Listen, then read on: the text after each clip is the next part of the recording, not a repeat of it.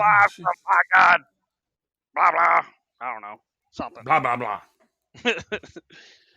Be like David Crockett. We're live. Welcome. Nice to see Oh my everyone. God. I love Tony going, you gotta pep it up, buddy. He tried so hard. He tried so hard to get him to go, oh, what's going on backstage at Raw? About to have a hot open. Oh, wow.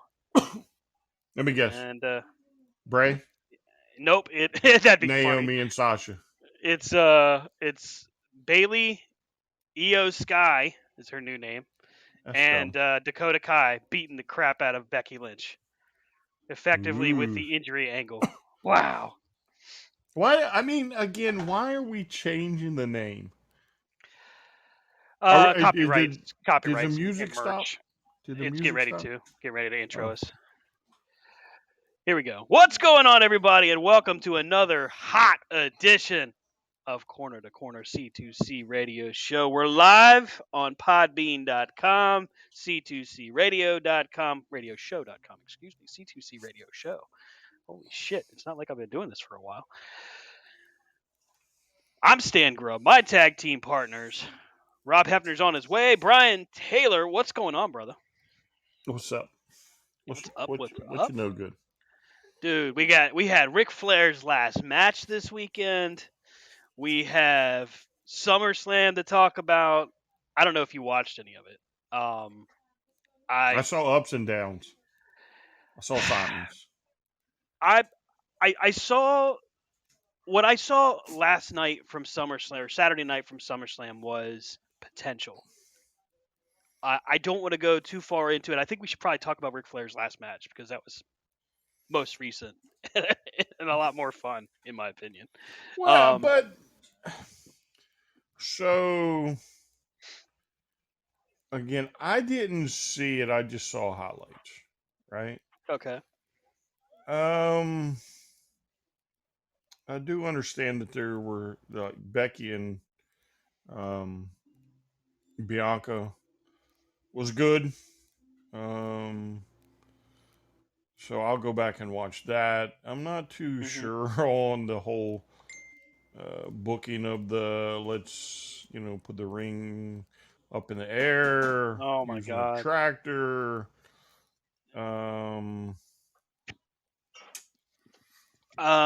Becky Bianca is definitely worth the watch. It's a great match. Probably the best one they've had so far.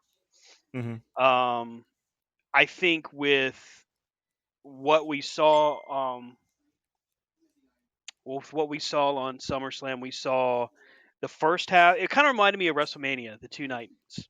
Night one, solid show. Night two, shit the bed. To me, first half, good show. Second half, I'm like, what the hell's going on? I mean, there's moments there that just really stood out. Like the thing with Becky and Bianca was great. And I mean, I like that Bailey and Io Sky and Dakota Kai are back. No one saw that coming. It was All great. right, so let's stop right there, though. Right? Okay. So why, if you know one of the complaints is changing the names, yeah, do we change the name? So I don't know if a lot of people agree with it. I do, only from the perspective of they're using it for trademark, and that's her actual name. So what was one of our chief complaints back in the day was when like Billy Kidman and others, multiple others, would come in under their WCW names, and we would find out that they weren't allowed to use it because they had too many Shanes in WWE at the time. Well, but this isn't like. Wait, do you know where they are? This isn't like she came from AEW. Right. She true. Very came true. from NXT, which is a brand in your company. So if you can use it there, why don't you use it on the main stage? That's a good question. I mean, I was always a fan, and I'm always the guy that complains that like Braun Breaker is just the shittiest name ever. Breaker. Yeah, right. It should be Rex Steiner. That should be his name, or whatever they want to use. That's what they should have done. Like Michael McGillicuddy. What the actual fuck was that? It should have been Joe Hennig, not Curtis Axel, not Michael McGillicuddy. I mean, that's just retarded. I know that that's not a word we're supposed to use anymore, so I apologize, but it's irritating. So I get what you mean, but at the same time, when you think about it from a trademark and copyright perspective, trademarking someone's real name is kind of a hassle. And look what happens when they do it.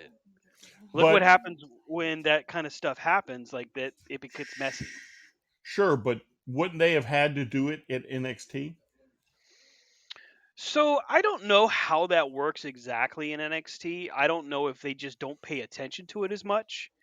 But what I can say is leading up to SummerSlam and with SummerSlam, that was the final pieces of Vince's writing.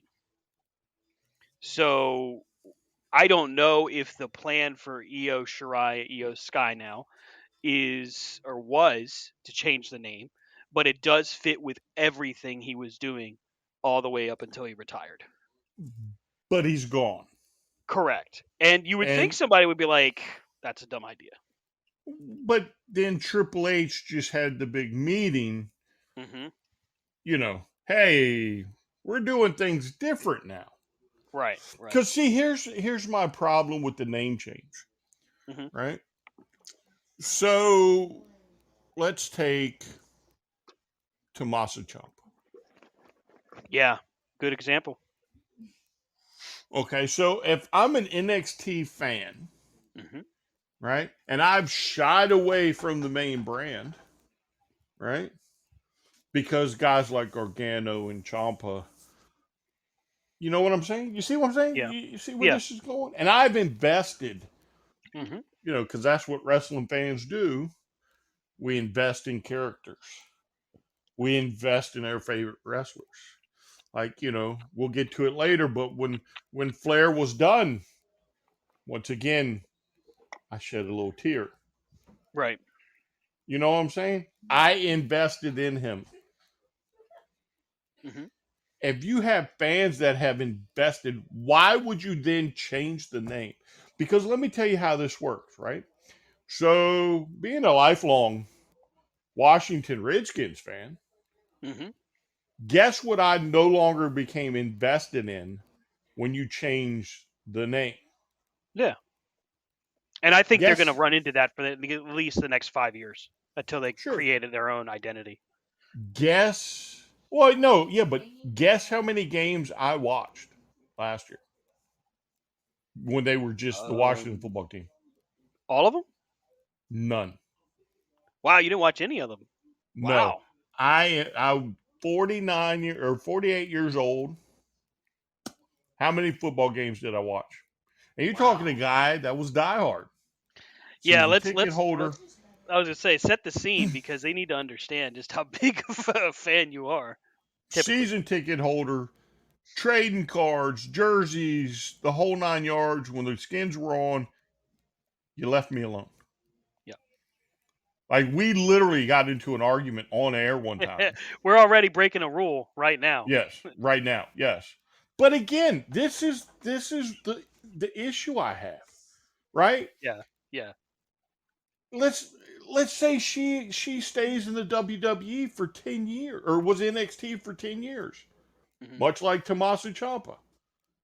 And then you switch his name. I'm not invested in this new guy. I'm invested in Ciampa. It's the same thing with her. I'm not invested in Io Sky. I'm invested in Io Shirai. Right.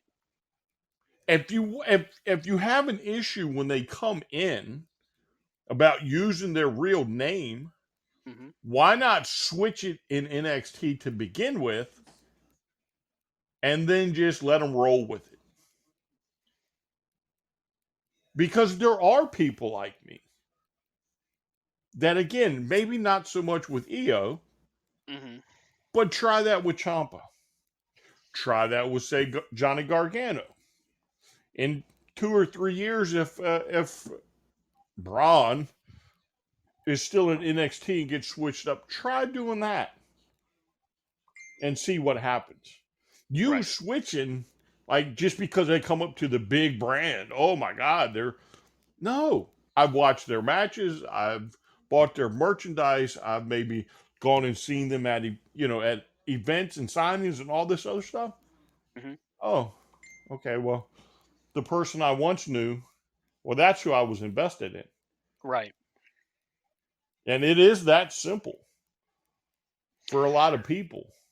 Well, and this is where I question the timing of it entirely. I absolutely agree with you. The biggest issue that a lot of us have had with these name changes is when they're done. Case in point, let's look at Asuka. Now, Asuka wasn't her character or gimmick name when she first got to NXT. It was it Kana? I think that's how it's pronounced. But anyway, on her debut, they did like the reveal of the name, and it actually popped the crowd because it was done right at the beginning. Everybody Mm-hmm. then knew. Same thing with Kyrie Sane, right at the beginning. With Finn Balor, again, same thing.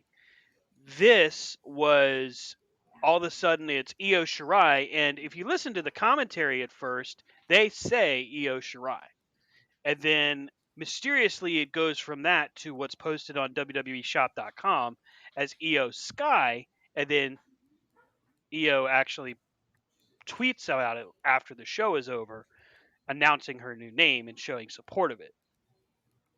Well, of Uh, course you would. I mean, yeah, the boss you told kind me of to have change to. my name. Yeah, right, exactly. You kind of have to, otherwise you're burying yourself by not. Hey, that's me. Don't forget. You know what I mean? Like you Yeah. kind of have to. I mean, Walter's another one.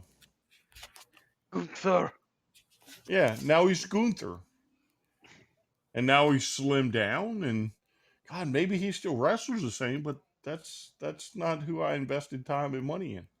Yeah. But I thought and that's what I thought, like the backlash of all that was going to be. And then, like, I thought, okay, well, they had the backlash, then they'll stop the whole stupid Gunther, you know? I don't know But if I don't know if we are going to be finding out that Triple H maybe isn't quite as in tune as maybe we thought he was. Or maybe he had this all given to him and he said, all right, well, I guess it's already done. Maybe they already had the trademarks done. I don't know. Not saying it's something they could stop or what. I don't know what that looks like. I don't know if you could, like, for example, go through and change Gunther back to Walter. I'm sure you could. I don't know what that looks like though, as far as the process. Maybe it's expensive. I don't know. Well, yeah, but I mean, the trademark Hmm. wouldn't necessarily like, oh, it's running out in 6 months, so we got to get him a new name. Right. No, the trademark is probably still on the books to be used by the WWE. Right. Same thing with Gunther. In Gunther, the little fat kid that ate the sweets in Willy Wonka and the Chocolate Factory. um, Oh no, that's Augustus. I'm sorry. Augustus, yes. Yeah. those are my Um, Augustus. You tell Gunther he's the one that did it, and then see what happens. but you could very easily, I'm sure, switch back. You Yeah. could just let Gunter, expire. I'm sure you own the trademark for years. Oh, good lord! Smack that Ali right in the head. But you know what I'm saying? Like, I and do. this is one of your issues, right? And there was a Mhm. lot when Walter changed his name. Like, I mean, that one really blew up. Yeah, that and who was one of those cohorts in Imperium? That was what really pissed me off. How do you call up 2/3 of Imperium? Right. You've But that, got yeah, you got Gunther or Walter. You got damn, I don't remember what his name was, but now he's Ludwig, and that was just stupid. It's just there's no need for it. yeah. But you're the boss now. You can make those changes. Correct. What's his name? Bob. Um, Pete Dunne's new character, Bob. Oh, Butch. Butch. Butch. Butch. Yeah, that's gonna really put butts in seats. Yeah.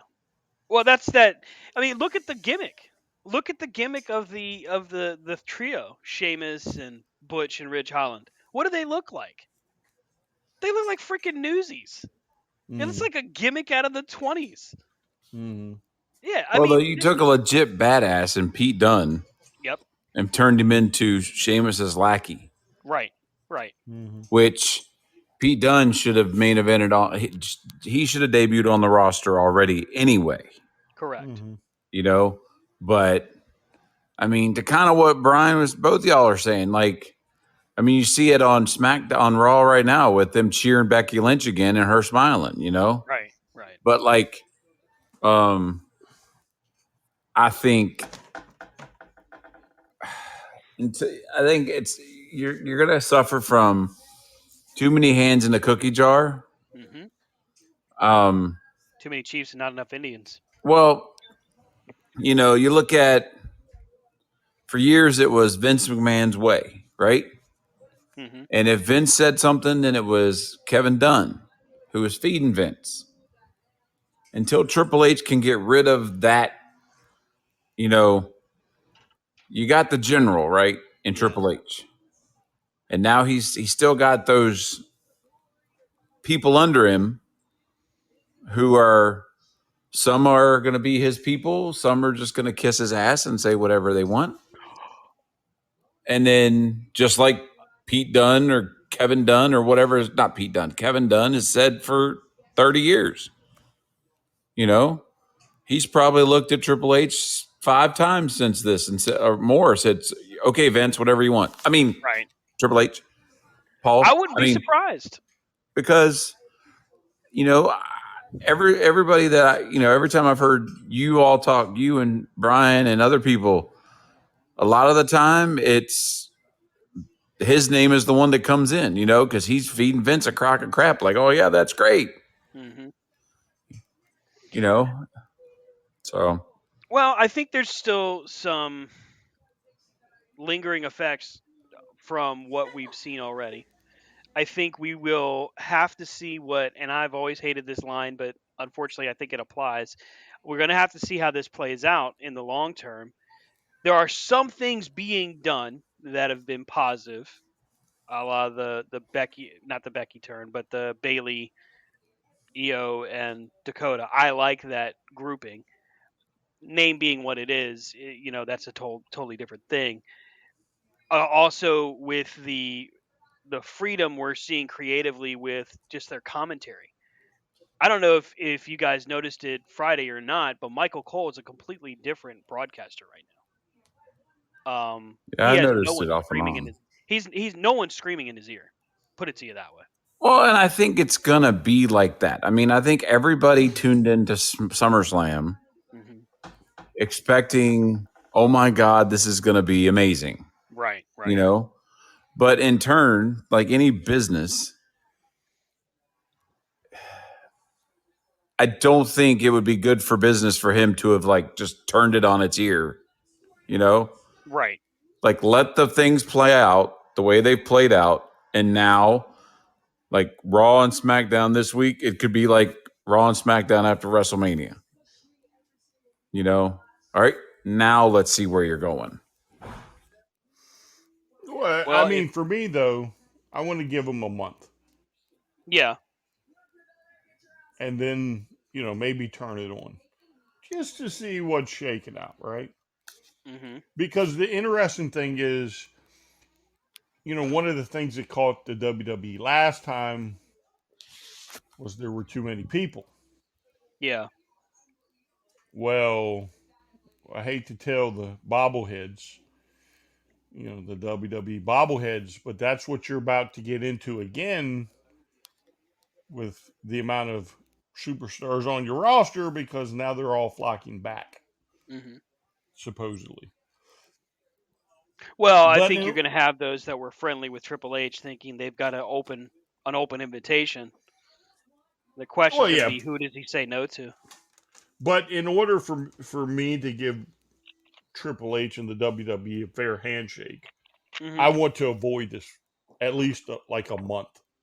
Right. Let them get used to it. Let's see where this goes. I would be more interested in what NXT does. Supposedly that's going to change than the main roster. Well, that's actually a good point, because if you can reach down right now and make a change and immediately impact what fans' perception is of the company, it's going into the Rainbow brand and saying, okay, we're gonna mix this back up a little bit. We're gonna go back to black and gold because that made sense, and then we're gonna ditch some of these lame ass gimmicks. Like, I could completely do without Chase U, funny as it is sometimes. I could completely do it without Joe Gacy and his group. They Well, took I the mean, grizzled young vets and shaved their heads. I think what you do is just like they made it into the Rainbow brand, you know. Hmm. Triple H comes in and he's like, "Oh nah, bullshit, bullshit." You know, Right, like exactly. I could see him coming down to the ring and them having a ring apron, you know, with the old stuff underneath, and him doing like he's done, you know, like, listen, this is where it all began for me, and this no, and just rip it off, rip the ring apron off, you know. Hmm. um, but the names in NXT suck. Well, it's not just the names. I don't know. Have you seen any of their women's division? No, Oh my God, it's the worst. It's the worst. It's worse than I mean it's got to be worse. bad if Mandy Rose is the champ, Mandy's probably the highlight. We'll put it to you that way. and that's sad. It's extremely sad. They took what was once one of the best tag team divisions, and they outside of Diamond Mine, excuse me, you've got no other tag teams. None. They What? just go ahead. I was going to say the bad part is they took what was perhaps the best pro wrestling show on the planet Hmm. and totally destroyed it. You Like, got so many talents there that they just got rid of and let go. yeah, Like, or you why? sent them to the main roster and pissed on them. Exactly. Exactly. Because how many years? How many years? That's the only thing that gives me hope for this is because how many years did we always say the best pay per view on a weekend is NXT Takeover, you Mm-hmm. know, and that was when Vince let Triple H run it, and that's the only thing that's got my hopes up is the fact that he has let her like he had like if Triple H can have that impact on the main roster. So there's an interesting theory going around right now that I heard on two separate podcasts. One is with independent sensation Effie. I don't know if you're familiar with him, but he's pretty popular. And another one is from our favorite angry wrestling manager, and that would be Jim Cornette. But their theories are almost identical. What if the call about Vince McMahon came from inside the house? I Think wouldn't about this doubt for it. a second. Think about this for a second. You're Triple H. You just made NXT a third brand, a viable solution to take over as one of the more popular brands, more popular possibly than Raw and SmackDown. You have a heart problem, you have health issues, and they basically fire you.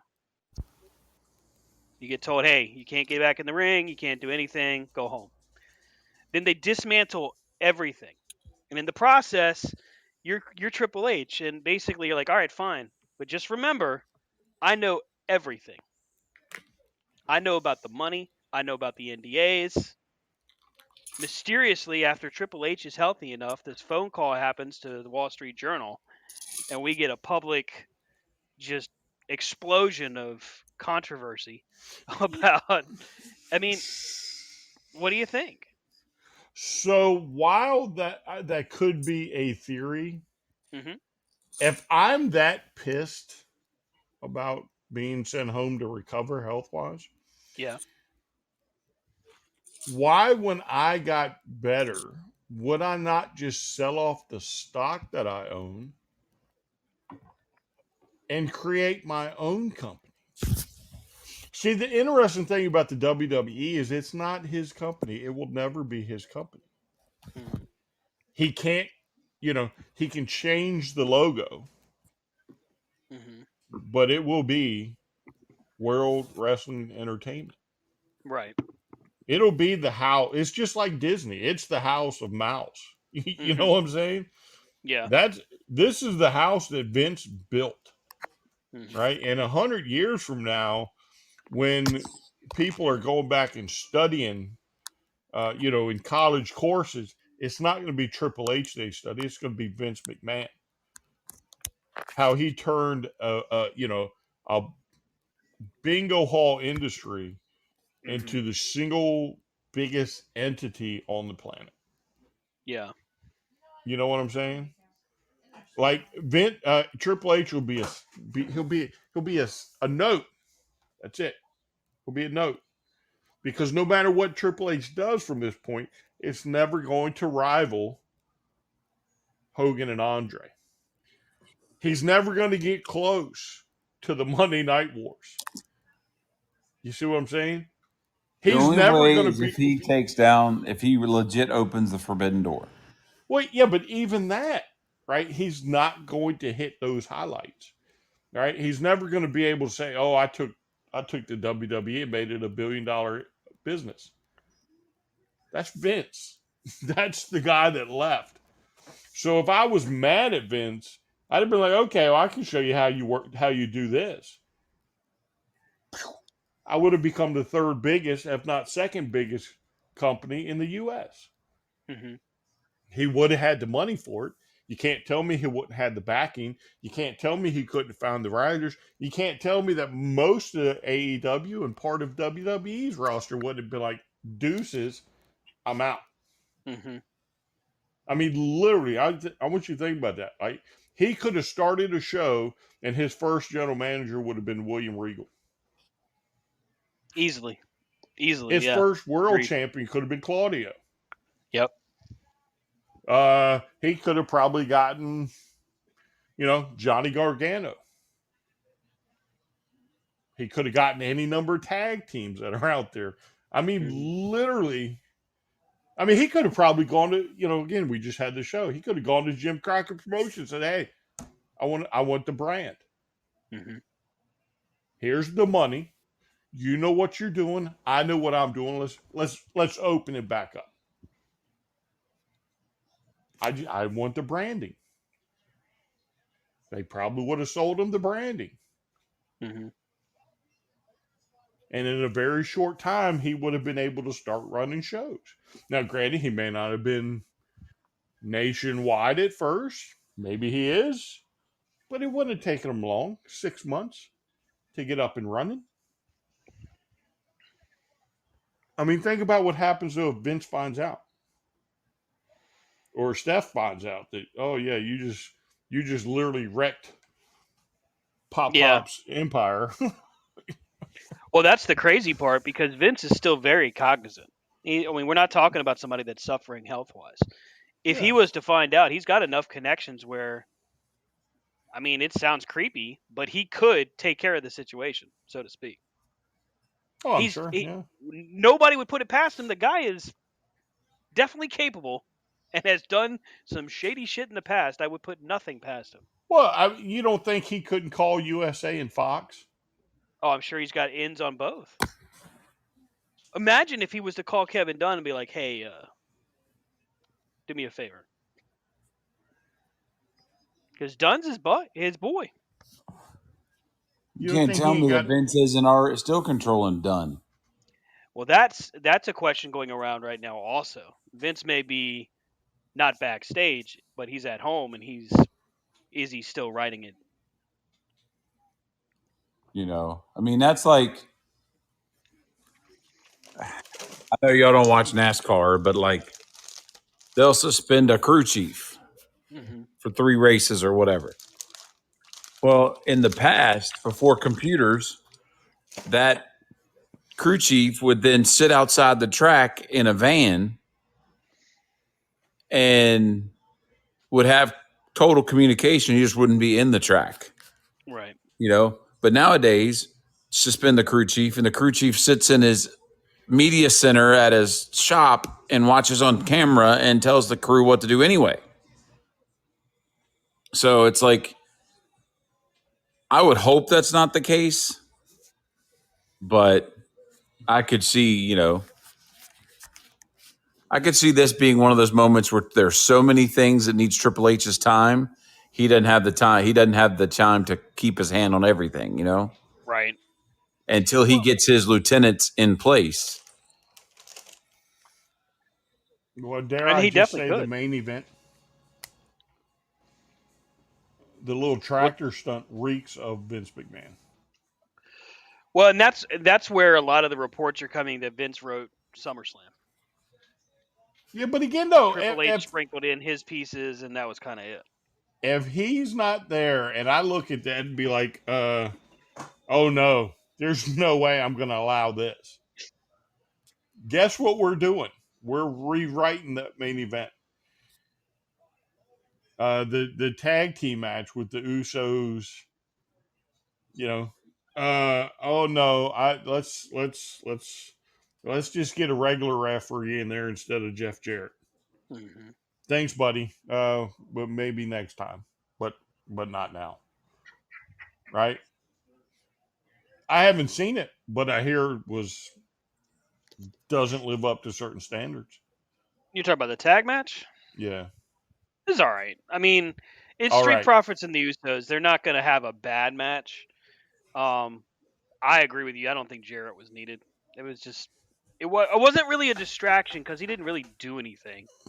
It was just they're trying to add star power because they don't know what else to do. Like the obvious of, I don't know, doing a title change.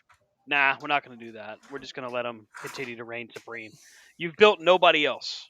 No one. Don't tell me the Mysterios, because God knows they won, what, like 12% of their matches? Like, they've lost how many times?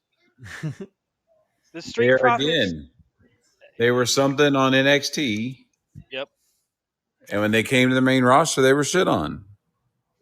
Well, the Street Profits basically had the market cornered as far as winning the titles. Like, they won the Raw Tag titles within months of debuting off from NXT. Then they had the pandemic era. They ended up doing that draft. Remember where they traded the titles with the New Day? Well, they were also they were supposed to be, I think, this iteration's Usos. Because by God, there's only so many times. I mean, shit. I think they've now held them more than Tully and Arn did. So here's something that irritates the shit out of me. Michael Cole Saturday night says the Usos are now the best tag team in WWE history. No, they're the most related. Well, yeah, wait a second. Hold the phone, back the truck up. No. So if we're going to use their title reigns, right? Give me another. The New Day? Because you think the New Day is better than Usos? You're talking about tag team title reigns? No, yeah, like their reigns, as in you combine all of them and let's look at the entire reigning picture. Well, I mean, the Usos have held them for the last 10 years, so I mean... What about... sure, well, doesn't WWE technically own WCW's history? Yes. So couldn't you say Harlem Heat? I would put the Usos over Harlem Heat. I would put Usos over Harlem Heat. Wow. Yes. I did not see that coming. Yeah. Really? Yeah. Wow. Okay. Now, don't get me wrong. I mean, Harlem Heat is a great tag team, right? And I'm not a fan of the Usos, right? I think they, when they went to the table, they lost that little spark they had. You know what I'm saying? How many times did the Outlaws have the titles? The Usos are definitely better than the Outlaws, in my opinion. The only thing that made the Outlaws great was DX. You get rid of DX, the New Age Outlaws are just another tag team. Run-of-the-mill tag team. Yeah, but would you say the Usos are better than, like, say, the British Bulldogs or the Hart Foundation? Yes. Yes. Unfortunately, yes. Yeah. I mean, if you're looking at reigns, like Brian said, if you're looking at just reigns, yeah, then yeah. I mean, if you're looking at star power and wrestling ability, no. No. Yeah, no. Okay, so we're just going off of title reigns. Okay. Yeah. I was that tripped me up. I'm sorry. All right, I'm with I you. mean, when I'm you're back. related to most of the WWE's lineage, it kind of Uh-huh. works out for you every now and then. Hmm. Yeah, I mean, again, though, it's kind of like, if you take from the first time they won till now, and like just look at the title reigns, not when they weren't holding titles, but the title reigns. Mm-hmm. They've done some good stuff. They've beaten back a lot of opponents, right? And a lot of them were better qualified to be tag champs than they were. But there was a period of time that they were like a legit tag team. I really think they've been neutered since they've been put with Roman. I Because, agree with you. yeah, so like when they were day one ish, Yeah. right? When they were cocky and, even though if they were the good guy or the bad guy, they were kind of in the middle. They were just, they were good. I liked them. But they go with Roman, and Roman's beaten both of them up how many times? That's what drives me nuts about that. That I had the same issue with Randy Orton's group Legacy. Like he beat the piss out of Cody and Ted DiBiase Jr. all the time, and Yeah. that's why they were I mean, with him. look at the Horsemen, right? Yeah. Let's take the Horsemen, right? So let's get rid of the fourth member. Let's just take Mm-hmm. Arn and Tully or Arn and Ole and Flair, Right. right? Flair never got in their business. No. You It was never he had. was always supportive of him actually. Yeah. How long did it take for Flair to finally wrestle Arn Anderson? 20, Years. 20 plus years? Almost, yeah. And how many times has Roman beaten up the Usos? Too many. I mean, it goes back what you said. Like, if you're going reigns, yes.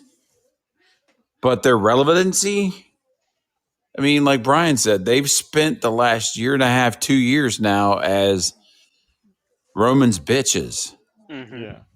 And, I mean, and that's that, like we say in the chat all the time. There's people that, there's people that say, oh, well, Roman. My problem with Roman is like, yes, Ric Flair used the Horsemen to win matches.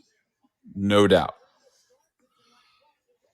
But in my opinion, Roman has used the Usos to win matches almost constantly. Yeah. And so, And it Saturday goes to night, by the way, argue, was no different. Saturday night was no different.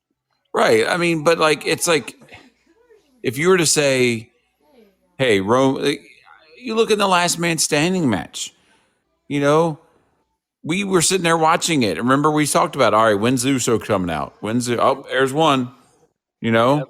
like it's so scripted. But like Brian has been saying, them as a tag team, them as a relevant tag team, once they lose the belts and they lose this angle, it's going to take a while off TV and a rebrand, in my opinion. It's gonna take. You're gonna have to have a feud where literally they get stretchered out, and when they come back, they have to turn, and then at the same time, when you turn them, it's gonna have to be an eternal mountain climb for them. That's the only way you're gonna get them back up there. Yeah. Well, I mean, the good thing about the Usos is they do have a following, Right. right? Yeah. Even though they're heels, they do have a good following. Now, I agree that you're gonna have to take them off TV somehow. But when they come back, if you do it correctly, I don't think you're going to need anything more than the music hitting, and they'll go right back up. Again, don't get me wrong. I do think like they are the best tag team in the WWE right now and have been for some time. Yeah. and I think that's where the following comes from.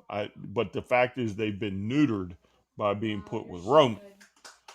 Well, and the thing But is, yet again, we get proof that Roman, as big as he's supposed to be, he still can't stand on his own. well, but that's okay for his spot, right? Mhm. There have been plenty. I mean, Ric Flair is another one, right? But the thing about Ric Flair didn't have a problem losing. Mhm. He lost all the time, and he Yep. lost that world title multiple times. And he did it on indie shows, if you want to call them that. Right. Right? That's record. He's lost it like 20 some times and won it back. They just don't count the little high school shows that he lost it to the local, local guy. Right? But he lost. Well, and that's where I feel like they're missing the boat on Roman. Is they've built him into this unbeatable beast? Pardon the using the gimmick, but they've built him into this thing. They've cheated him for win at all costs, cheat if you must. I'm the head of the table, whatever. Mhm. But this gimmick, like you said, Ric Flair lost. Ric Flair was just as entertaining as the chaser as he was as the chasee. Right. But He would show that desperation. What Flair would do that Roman has never done is Flair would make opponents. And it didn't matter if it was Sam Houston or Ron Garvin. Ron Garvin, yeah. Any number of Von Erichs. Again, Nikita. Nikita, Ricky Morton, Road Warrior Hawk. Mhm.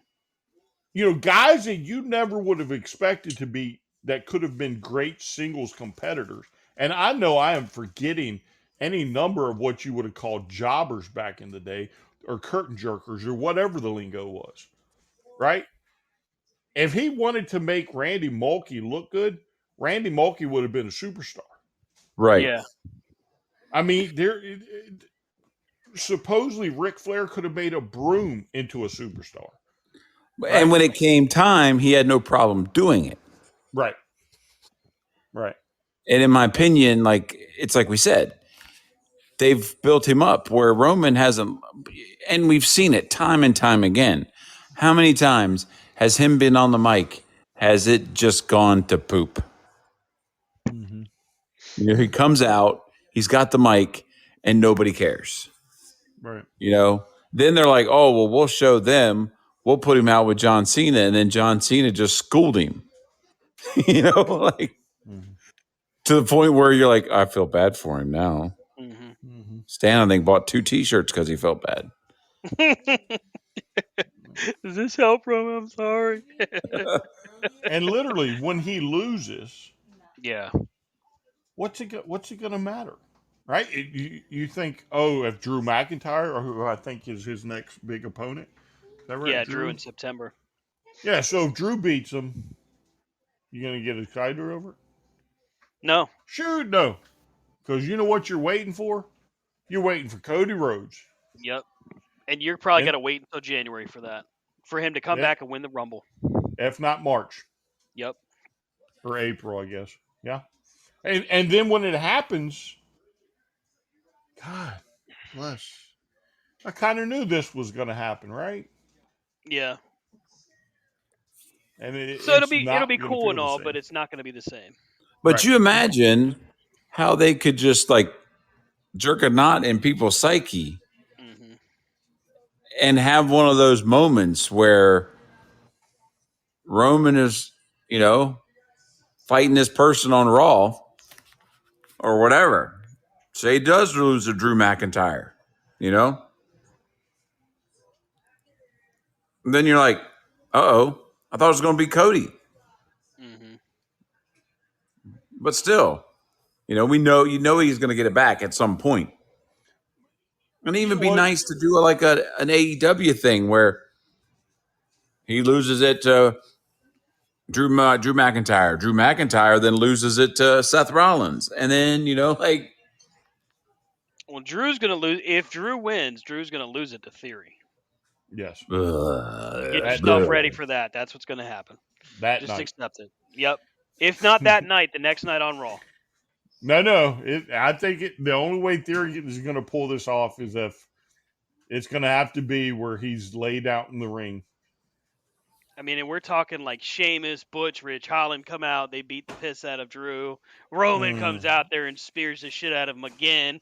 Hell, Brock comes down and runs him over with the tractor just to make sure that they can do this with Theory. Because Now- Theory is not the guy. He's No. nowhere near the guy, and he's not ready. He's And what I- never going to be ready either. And what I would hope, and what I've been hoping for, is now whoever the guy's going to be. If it was Cody, Cody would be good in this angle because of the fact that he could play the mind games. We've learned that. But with Cody out, you bring somebody like AJ Styles Yes. and let him play the mind games with Austin Theory, and just be like, you can't do it. Come on, you don't need that. You don't need the contract. You're going to be the champ regardless. You don't need the contract. And get it to be where he just coaxes him into putting it up, And like, oh, well, fine, I'll put it up. And then he loses it. Because no one wants to see Austin Theory as a champ. Well, and here's the other part of that, and this is where I want to make sure that we're speaking directly to all the bobbleheads. Do not get distracted by Dolph Ziggler, because Dolph Ziggler is nothing but a red herring in this story. He is there to make sure that Theory loses every possible match until he cashes in. Because he's easy. He's the company guy. They needed somebody that says, "Hey, can you just do me a favor, stand on the outside and just kick him in the face all the time, please?" Like we were talking about WCW, NWA, right? Yes. Anytime they needed something back in the day, who'd they pick? Ricky Morton, right? Yep. They're like, hey, we need somebody to go against Flair because so-and-so's out. Ricky, get in there. That's him. We need somebody. Okay, Drew's not available. All right, go get. You know who to get. Who you calling, Stan? In case of emergency, break glass. Dolph Ziggler, right? Right. I mean, you don't have. Who else are you going to call? You've clearly not paid attention to AJ Styles.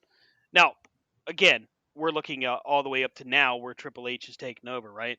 So all the way up to now, AJ Styles has been in the background, literally buried in the background.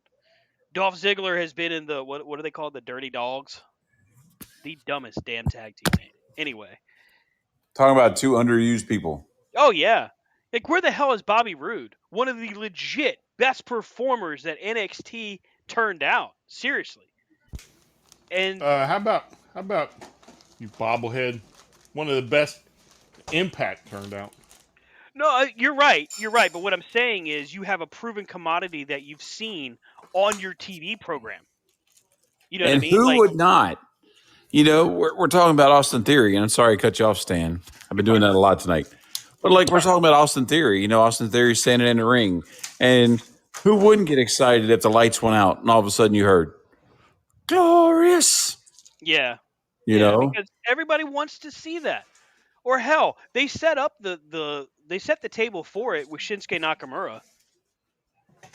You couldn't have given that a run? Right. Nobody is saying that Roman Reigns can't be multi-time champion or whatever the hell. But you've got so many top-level talents that you've shuffled so far down the deck that now your only card you draw is Theory. Well, I mean, the problem, like you said, the problem is there's nothing wrong with Roman being champ. Hell, we all knew it was coming. We all knew, all right, every time he was in the Rumble, he's going to win. Right. But, even Hogan disappeared for a while. You don't need to be champ for 2 damn years and make yourself out to be unbeatable. Yeah.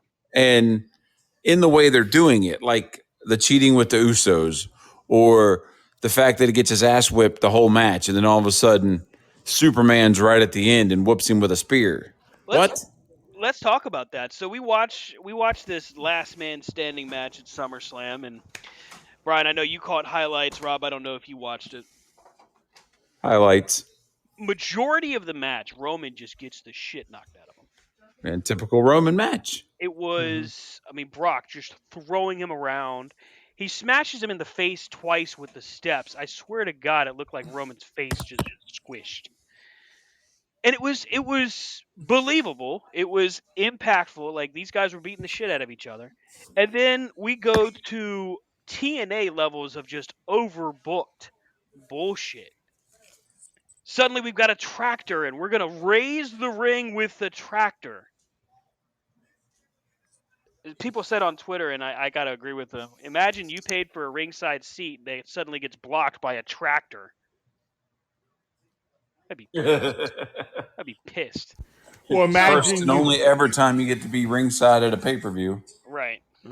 Imagine you had a brand new savior to help right the ship, and Yep. And he did nothing.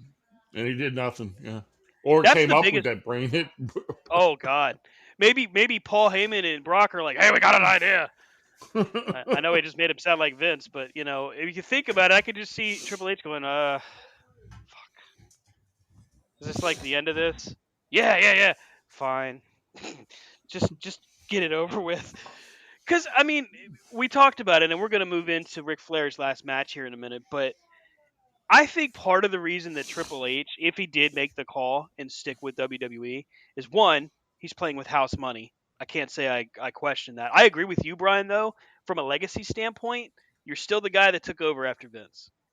You're still that guy. You're not the innovator. You can work for it, and you might be innovative, but What people are constantly going to say, well, you just took over what for Vince. what do they call when you're the boyfriend or girlfriend after the breakup? Oh, ouch. The What do we call rebound. those? The rebound. Yeah. But I also think Stephanie probably said, listen, if you're going to do this, you have to do it with WWE. I think Stephanie was probably complicit. You can't tell me that she didn't know. Oh yeah, and the whole what on the one Friday? Yeah. Let's give thanks to the greatest Yeah. pop and Love sexual you, Dad. harasser and Yep.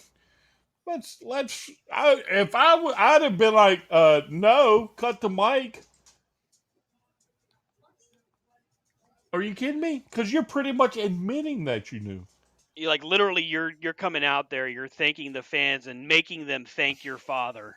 Yes. The man Thank you, who Vince, for sexually assaulting and harassing countless talents. Thank you, Vince. Well, and that's the thing. Like, if he had retired because guess what? I'm older than God and I want to go to my pool. Then yes, we sit there and go, thank you, Vince. Right.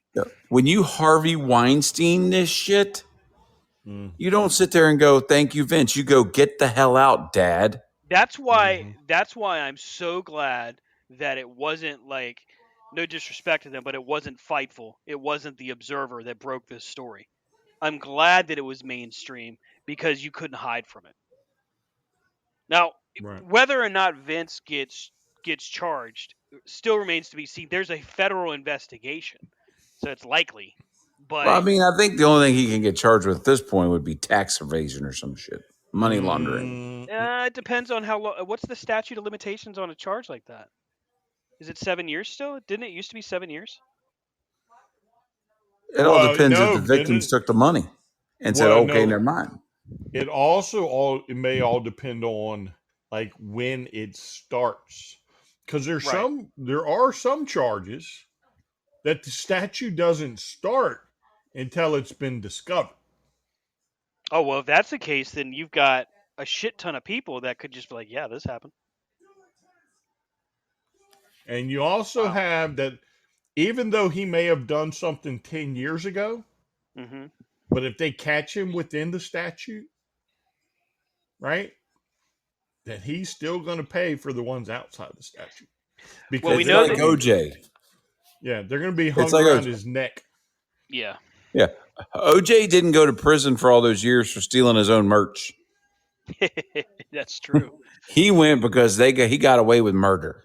And then he wrote a book that said, "If I did it." Yeah. You know? I mean, literally, he can go to trial for one, Yeah, and the rest of them are going to be an albatross hanging around his neck. and Because think that's about it: if I'm the yeah. prosecutor, and Vince wants to take a plea deal, okay, well, you're going to stand in court. And you're going to tell us how you did it. You're going to tell us your Yep. modus operandi. And Hmm. if you don't tell us, you're not getting a deal. And you're telling everybody everything. And you're telling About them everybody. all. Yep. Yep. You're going to talk about Laurinaitis. You're going to talk about. They say Kevin Dunn's involved. I don't know if he is or isn't, but I honestly wouldn't be Really? surprised. Really? You I don't wouldn't be think Bucky the surprised. Beaver's involved? No, Like he doesn't know? I think he's shady as hell. I think he's part of the problem. I think Bruce Pritchard's part of the problem. I think that all of the old guard is guilty of it. Oh, they all knew. Yes. Well, there's It's also there's a reason that Dunn got left where he was. yep. Out of everybody who ever got moved around, Dunn didn't get moved. So if anybody got moved around, who would know more? Right. Because Laurinaitis isn't always with him at TV tapings. Who's always with him at TV tapings? Dunn. Done. And Bruce Pritchard. Right. It's the same culprits. It's the same circle jerk every single time. Because I guarantee you egos are involved and they're like, I bet you I can. No, I bet you I can. Mm-hmm. See that girl over there? Watch what I can do. It's Mhm. only a Disgusting. matter of time. Yeah. If It really Vince is. if Vince gets charged, then you'll get more of them start to come out. If he gets found guilty and Laurinaitis gets caught up and found guilty of something or charged with something, watch what happens. The floodgates are going to open. They're going to start pointing fingers. Oh, as soon Like, as the lesser guys get charged, like Brian said, as soon as Pritchard or Laurinaitis get charged or brought up, oh, they're gonna squeal faster than anybody. well, yeah, but once your top two get charged, Mm-hmm. then the bottom ones are going to fall. Yeah. The whole kit and caboodle house of cards is going to come tumbling down. That and the fact that Vince McMahon just dumped like 39,000 shares of stock last week. Vince knows he's going to have to pay out big time. Mm-hmm. Well, and also the company is probably also at the point where we need to get him. Yeah. Well, I mean, Because it's going to hurt their stat. It's going to hurt, down the road. Well, that's a good point. Brian mentioned it too. He's given it a month before he really decides, all right, am I going to turn this back on or not? He wants to see what's going to happen. The clock is ticking for Triple H. The clock is ticking quickly. You've got Brian says 1 month. I say 6. The same rule applies like with what they did with Cody. You have a very limited time frame to make something happen. And if you don't, you're going to see a rapid decline. I mean, bringing Dakota Kai back is a great step. Sure. Io Shirai, sure. But is Do it something enough? with them. Yeah, exactly. You're flooding your talent roster again. That's not a smart idea. Even AEW, which has a huge roster, and even though they've got Dark and Elevation, even they don't do well with it. They're getting better, and they have a lot bigger of a future than WWE does with it because they seem to know how to get it done. But you can't have 100 plus on your roster and not go, well, what the hell do we do now? It's hard to fathom. Let's not forget Bray's supposed to be on the way back. Possibly Braun. Sasha and Naomi. Yep. Oh, that's clever. Let's bring Braun back. Let's bring EC3 back. Yeah, let's please God no. Leave the control your narrative jerks out of it, please. Let's bring Cross back. Literally, he is falling into the same trap. That his predecessor did. Yeah, agreed. And not just his predecessor, but what Tony Khan fell into. Yep. And Tony's now having to pay for it, which I give him credit. He's bouncing back pretty nicely, but he's got a long road. Well, see, Tony Khan's been very if you look at it, like he didn't hide behind excuses. No, He no, he's came been out and said, very "Guess what? transparent. Yeah. Guess what? Sometimes there's just not enough room at the table." Yep. And I look at what Triple H has got going on at very much like, and not to get political, but elections, Mm-hmm. right? Everybody votes for somebody, and then they give them a couple months, and then they go, "All this bullshit ain't working." When it takes a little while, right? Yeah. But you're known for what you do in the moment. So if Triple H doesn't make a difference,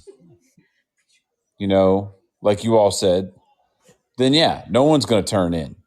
If you bring those girls back, Bailey and all those, just to make them into a lackey stable, it ain't going to work.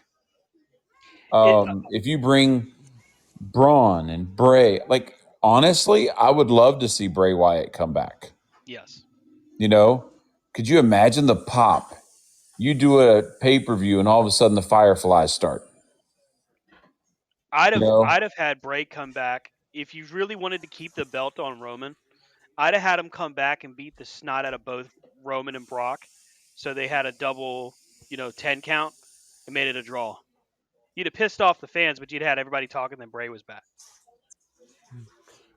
Or Though you could just have Roman in the ring and then they hit the stuff and then all of a sudden there he is and he freaks Roman out. Yeah.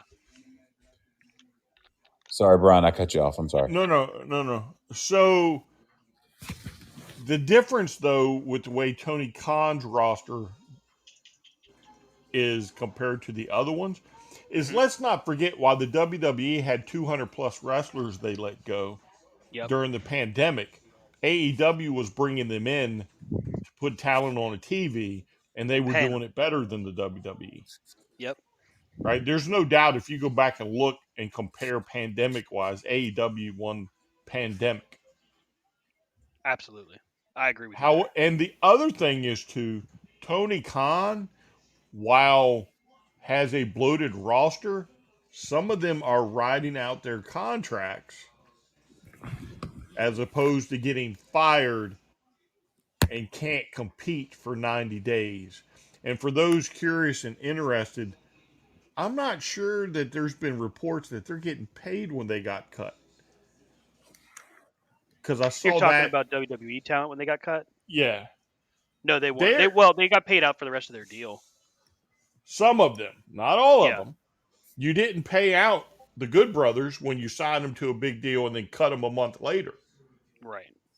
You didn't pay them out. I don't know if Oh no, anybody's no. gotten paid out. Yeah, they didn't buy out contracts, but they paid them. Like if they fired them, they paid them for their 90 days. I thought that was what you meant. So no, they got paid for Yes. their 90 days, but that was it. So I mean, that's why like certain ones, their contracts have expired and they're gone. I'd much rather be able to sit at catering and have a hot dog or two, even though I'm not on TV for 6, 7, 8, 9 months, ride it Hey, out I'd that show way up to the than just ring get and fired. I'd show up to the arena and put my gear on and sit there and eat a corn dog. Yep. yeah. Well, and here's the thing. I mean, when I say that AEW's got a large roster, they absolutely do. But the one thing I notice about them is, at the very least, again, everything could be improved. At the very least, Dark and Elevation is putting a lot of these people in action consistently. And it's not always great. It's not always what you would want to see. And yeah, there's stuff on Rampage and Dynamite that could be done differently. But what I noticed still, even with WWE and their very slim roster for the moment, um, is that they're still just bleeding it out, and it's not getting them anywhere. There's no Well, progression being done with these talents. let's not forget though that these some of these dark and elevation talents, Yeah. they may not necessarily be on these big time contracts. No, they're on tiered Shoot, deals. Yeah, yeah, they yeah. may even be pay to play type deals. Yeah, very much so. Very much so. I think that it's easy to, if I'm Triple H, it's very easy to just call all the people that are still free agents that you believe in and say, hey, let's get you back in the fold. Sure. That's easy. It's the hard work that he's going to have to do. Like I said, you've got a 6-month clock. Maybe even give him until Mania. I don't know. I don't know if he could go that long. Maybe for me, it's, well, no, 6 months would be about Mania time right now. So I guess that we could say that. He has But to make strides before then. you have to get your ratings over 2.0. You have to get your audience growth back in line. It's not about who's your main guy anymore. It's more than that. You have to win back the people that Vince McMahon literally pissed on.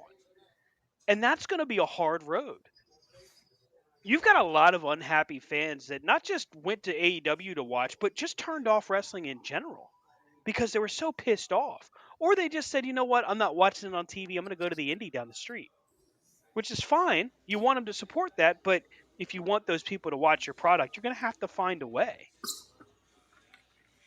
Well, what I truly find fascinating is how they're already touting how certain people are going to go back to the WWE. Yeah. Like some of these guys have seen the biggest success of their entire careers post WWE. Oh yeah. Yeah. Yeah. Why do you think they're going to go back? Curious. I'm just curious for the fandoms out there. As much as I think that Adam Cole is grateful to Triple H and Shawn Michaels, he is, one, he's on a 5-year deal. Khan already told us that. But the truth of the matter is, I can't see him going back like, yep, Triple H is in charge. I'm leaving. No. Mm-hmm. Well, and You I got your don't friends see there. You got your girlfriend there. You got the perfect storm. And I don't see, like you said, I mean, there's going to be those that jump ship, of course.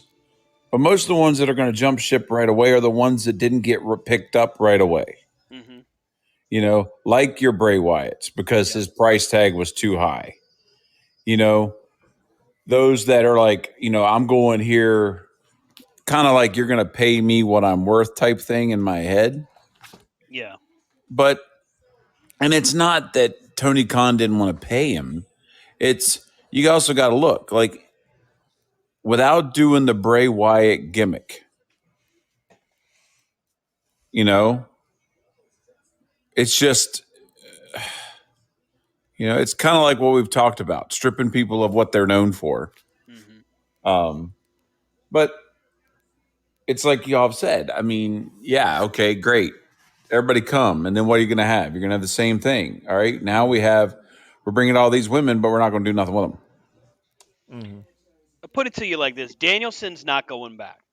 Oh, no, he ain't going back. CM Punk would laugh in your face if you were giving him a call right now. There's a reason CM Punk didn't answer the call all those other years. Yeah. I mean, you're not going to get these people to just suddenly go, yep, we're going back. FTR's not going back. Shoot, no. They've had so much success that they're bleeding gold right now. Well, They're not only getting them out of that, and they're having fun.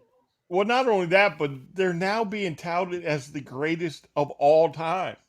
Yep. They didn't get that in the WWE. No. Who are we The talking about? WWE, FTR. FTR. Even if they so-called claim to be PG-14, Mm-hmm. there's only so much you're going to be allowed to do in the WWE. Mm-hmm. If they don't get out of their collective butts and join the rest of the federations and start swapping talents or for kicking in forbidden doors or all that stuff, you're going to lock yourself in the WWE.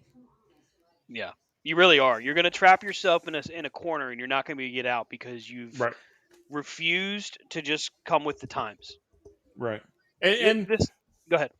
Oh, the joy about being a John Moxley or an FTR or a Takashita or Josh Alexander or any number of talent, the Briscoes, right? The joy of being in the outside of the WWE right now, is I can go anywhere on the planet, and I have gone everywhere on the planet. You know what I'm saying?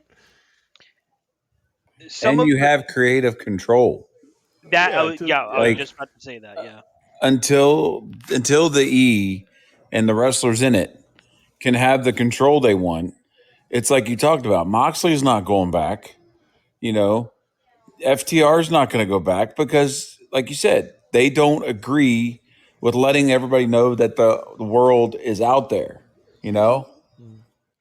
Now I'm sitting here watching Champa dressed like I don't know what. That's just weird. Wow. What a finishing sequence. But like you have the wrestlers that have the ability, like AJ Styles, like we said, the ones that have been around, The Miz, Ziggler, shit. You got Nakamura still sitting there somewhere in a closet, Yep. you know? Get the ones that can do their promos and can do their characters because that's what's going on, you know? People went to AEW and did the stuff, they get the notoriety, but they get to do the matches they want. Like Bryan Danielson, he gets to wrestle The way the he wants matches to he wrestle. wants, Yeah. And as long as the E's going to come out, yes, you can come here. But how we say, And I see one thing that needs to go right now. Take Gable's microphone away immediately. If I hear that little rat looking thing say "Sheesh" one more time. Oh, what a knee! Nice set of triple threat matches on Raw. AJ Styles and Mustafa Ali and The Miz, Ciampa, Gable, and Ziggler on this other side. Both of them pretty good. Sheesh.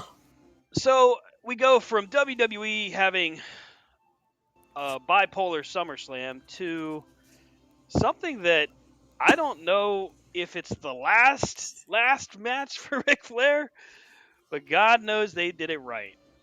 They did everything they possibly could to make sure this event mattered in a huge supercard event with NWA, AEW, WWE, New Japan, Impact, Game Changer Wrestling. Almost forgot GCW. Wait, who's WWE? Well, Jeff Jarrett, because he's under contract. I saw Taker in the crowd. Taker was there, Foley was there, Bret Hart was there. Yeah, but could you consider legend? Well, I guess if they're legends, only because they're under a Legends contract. But yeah, I would say the other part of it is all of the different videos that came from WWE talent. Shawn Cody? Michaels, Cody. Cody. Yeah, they showed that. What did they show that video like 50 times? Like Cody. Yeah. Cody. Thanks, Rick, for being you. You can have as many last matches as you want. Damn it. I mean, yeah, technically that's true, but we don't need to see Cody saying it all night. I love Cody like as much as anybody else, but enough's enough. Dolph Ziggler he was part of the roast. Now, what I did notice was for Dolph, it was Nick Nemeth. I think that's how his last name's pronounced. His was funny though. The roast was funny. If you get a chance to watch that, you should. It's pretty funny. But I mean, it was just a great night of wrestling. It was definitely a Clash of Champions feel, in my opinion. Maybe I mean, the whole thing was like straight nostalgia. Yeah. Right. I mean, especially for if you lived that Jim Crockett Promotions. Mm-hmm. Right. And again, when I was growing up, it was Jim Crockett Promotions. That was my one and only. That was my go-to. To see the set. To see it open with Bob Caudle, and then you got Crockett and Shivani. I mean, what more could you ask for? I like I've seen pictures of the set, the jackets, those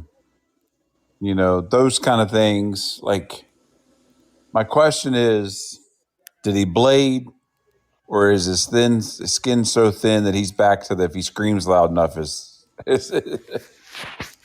I don't know if you really got a good look. Yeah, there wasn't really a good. They did a good job protecting that. Yeah. I will say though that I think why not, right? Last night it should have been like all out, nonstop. Like let's just do this. Mm-hmm. Like why not reunite the Horsemen one time and do an old fashioned Horseman interview on that stage, on that set with Shivani and David Crockett, and just be like, have them come out and Space Mountain and Wheelie Dealy kiss, the whole 9 yards. Yeah. Why not? Screw it. The crowd would have ate it up. I mean, they had everybody there. I don't know if Tully was there, but they had Arn, they had JJ. Mm-hmm. Oli may not have been there. Yeah, that's because he knows what the fuck he's doing. That guy's awesome. Yeah. Let's see here. Jerry Lawler was in attendance. He was backstage before the match. Honestly, Jerry Jarrett. I was waiting for just run in upon run in. Because it's how NWA used to do things with Flair. You had run-ins, you had crazy shit that would happen, and I was honestly kind of what you're talking about, just waiting for them to pull out some more stops. Like, what's going to happen next? Yeah, I mean, literally, I said it in air chat, me, you, and Rob's, right? Like, what did I tell you? Like, I'm waiting for it to happen where Trips makes the save. Yep. Are you That kidding would have me? been great. That would have Yeah, been great. what a missed opportunity. You're the man now. Yep. You said for a while, well, I'm open to the idea. Mm-hmm. Well, get off your conceited little ass. This is supposedly your best friend, right? Yeah. Your mentor. Any number of little pronouns you've thrown his way throughout the years. Benefactor, tax deduction. Dependent. I would have. You talking like you want to do something crazy just to set the wrestling world on fire? You thought for the Forbidden Door with New Japan or whoever was crazy?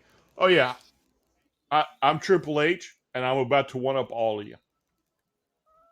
Because you could have easily had, as many people as, hate Flair, right? Throughout, story wise, throughout the years, you could have had somebody come down, Andrade goes down, Flair's just getting pummeled, right?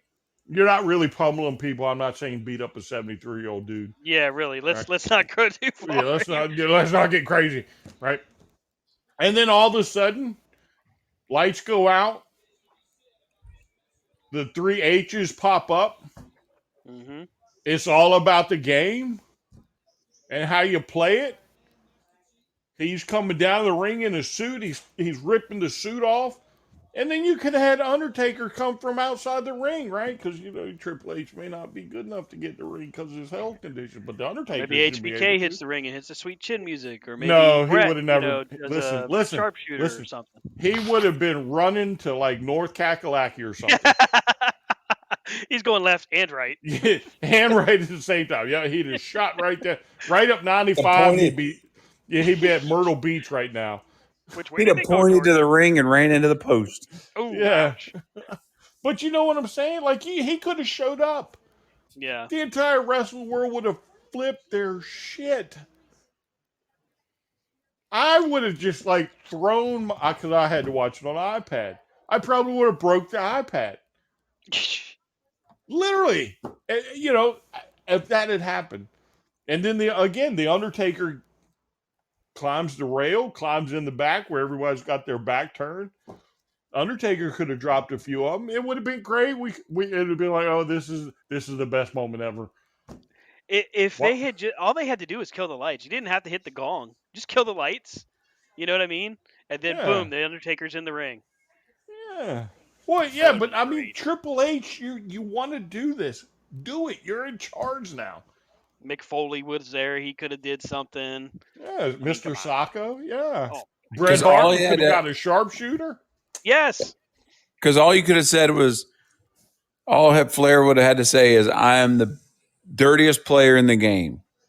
Mm-hmm. As soon as he Well, said game, now that would have been then cool. they hit his music. It's all about the game. Mm-hmm. I'll say this though, I'm pretty sure Flair wasn't saying too much during this match. Except, Flair for the first 5 minutes looked like he was fine. After that, I won't say it was uncomfortable. It wasn't that bad, but I just didn't think he was doing so well. And apparently, I'm not sure how he did it, but when he gets the figure four on at the end, Brian, apparently he passed out. Did he? So you can watch the playback of it at the end where Andrade, it's all over Twitter. Andrade is trying to wake him up, get him to sit Mm-hmm. up, and Mm-hmm. Flair looks up at him and goes, "I think I passed out." You can hear him Yeah. say it. I mean, come on, the guy hasn't. Say what you want. People are going to make fun, and I understand. But I thought, as cool as it was for him to have the send off he did with Shawn Michaels at WrestleMania, this was even cooler because he went out on his terms. And I talk about that a lot. I think it's awesome to have that opportunity. And why the hell not? How many chances do you get to do something like that? Well, it's not how many chances do you get to do it. It's the fact that you're the greatest of all times, and Yeah. you get to do it one more time Right. in a Right. show that is strictly dedicated to your memory. Yep. right. It's built Yeah. for you. And, like, I mean, you say what you want, but I hope that when I'm his age, I could want to, do half that stuff. Hmm. Mm-hmm. You know, I mean, how many people his age are getting in their underwear and running around, and people are paying to see it? Mm. I mean, you could have brought Broken Hogan out there to the ring to Oh help yeah. Jeff Jarrett. I mean, you could have literally had a geriatric street fight. You know what I'm Could have saying? brought Nash and Hogan, Yep. NWO. Yep. Yeah. But it was because it's Remember us? Flair. Yeah, it's Rick. I mean, you could have had Arn Anderson come out and use his left hand to throw punches, the whole 9 yards. But because it was Ric Flair's send off, it would have been okay. Arn should have did the Glock point. Would it have been too much to have Lex Luger roll over his toes with the wheelchair? But I would have loved that. Like Could not love I joked about it in the chat. I said Hogan should be out there and hit the boot on Flair. Yeah, I'm Like telling you. that's the crazy stuff that would have been hilarious. But it would have been like that's cool. Yes. They're all out Oh, there. They're yeah. all doing it for Flair. Yes, all of it. Every last stinking, again, Hogan hitting the boot and his hip popping out of place, or it Oh would have been God. like, oh, this is the best thing ever. This is Ric Flair's send off. Hits the boot, collapses. Oh my God. You get JJ on the ropes, and then, like, as soon as somebody comes near JJ just falls down. Yeah, I mean, Man. you could have done a lot with it, and it would have been okay. Again, even if Flair did pass out, right? I'll have to go back and watch. Even if he does, it's okay because Well, that's it's just it. Yeah. Ric Yeah. Flair, Right. right? You don't. One more time. You only got one Ric Flair. Why the hell Yeah. not? If you can make sure that there's doctors there just in case and all of that, then why the hell not? Hey, Yeah. Jonathan Gresham. Hey, he moved up. He's got that coveted number 18 spot in the PWI 500 now. I'm sure about it. Hey, you leave Gresham alone. He did have a good fatal four-way with Takeshita, Nick Wayne, and Alan Angels. Alan Angels, boy, did he show out. That was a hell of a match. No, forget him. Takeshita is one that world title 6 times. Did they say? Yeah. I forget even the stupid name of the federation. Is that DDT Pro? Yeah, that's it. Yeah. Yeah. 6 times? Wow. I'm telling you, if he does not get an all elite deal, they're missing the boat. Well, yeah, Or but put him in Ring of Honor. I don't know if you can right now because he's just kind of like on loan. Yeah. So his contract would have to run out with DDT, and then he's like, "No, I'm good. I'm staying right here." Let's see. I'm trying to think of other standouts. The tag match between the Wolves and the Motor City Machine Guns was great. God, Eddie Edwards has gained some weight. Sheesh. Meanwhile, Davey Richards looks like he's chiseled out of stone. And what the hell? Killer Cross against Davey Boy Smith Jr. That was a quick match. I don't really remember much of it except that Cross won. Mm-hmm. Let's see here. The Mortons against the Horsemen, Brock Anderson, Brian Pillman Jr. Brian, you said it best. Let these guys quietly build a record up for the Horsemen, and let's see what Mm-hmm. else they can do when you put them on TV. Mm-hmm. Yeah, I mean, I'm not. I don't know if I would like pair them on Dynamite or Rampage, No, not but yet. on Dark or Elevation or ROH, yes.